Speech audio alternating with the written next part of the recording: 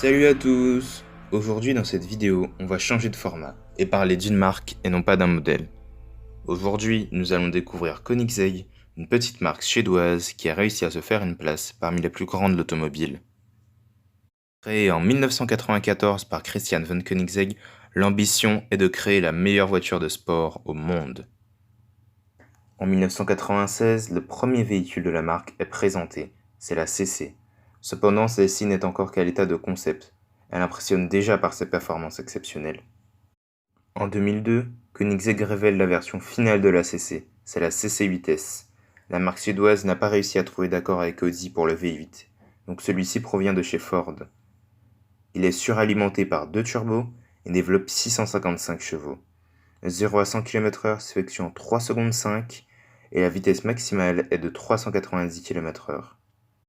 La CC8S présente deux caractéristiques communes à toutes les futures Koenigsegg. Son toit peut s'enlever et se ranger dans le coffre avant, ses portes s'ouvrent à la verticale et s'écartent de la carrosserie. En 2004, la CCR est présentée. C'est une évolution de la CC8S. Ce moteur est plus puissant et développe 806 chevaux. Elle atteint la vitesse maximale de 387 km/h. En 2007, Koenigsegg présente deux modèles, la CC-XR et la CC-GT. La CC-XR utilise le premier moteur développé par Koenigsegg, un V8 biturbo produisant 1018 chevaux, faisant de la CC-XR la voiture la plus puissante du monde à l'époque.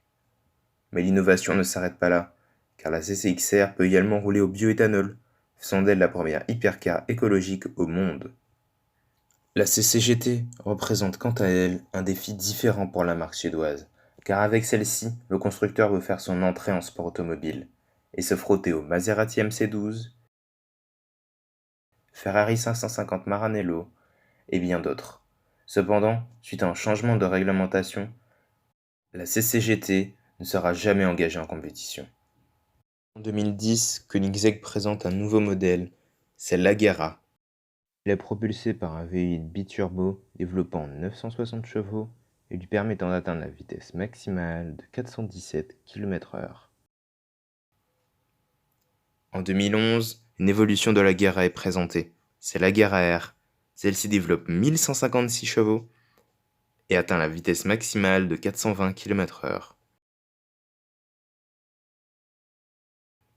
En 2014, une version orientée pour le circuit de l'Agera est présentée, c'est la One-to-One. Cette voiture a pour caractéristique de peser 1360 kg et de développer 1360 chevaux, soit un rapport poids-puissance de 1, du jamais vu sur une voiture de série. L'aérodynamique a été retravaillée par rapport à l'Agera et l'utilisation massive de fibres de carbone a permis de gagner 75 kg.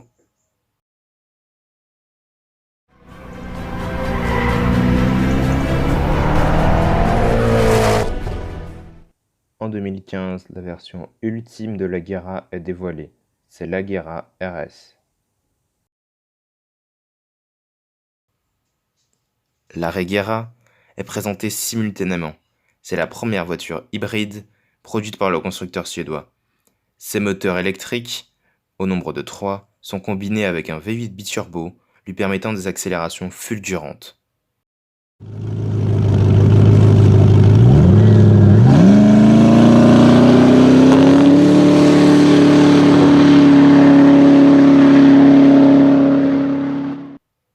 En 2019, la remplaçante de l'Agera est dévoilée, c'est la Jesko.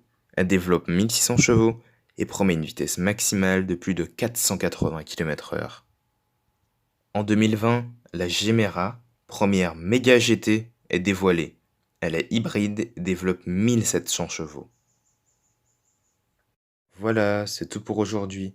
De nouvelles vidéos sur des modèles spécifiques de cette marque arrivent bientôt sur la chaîne.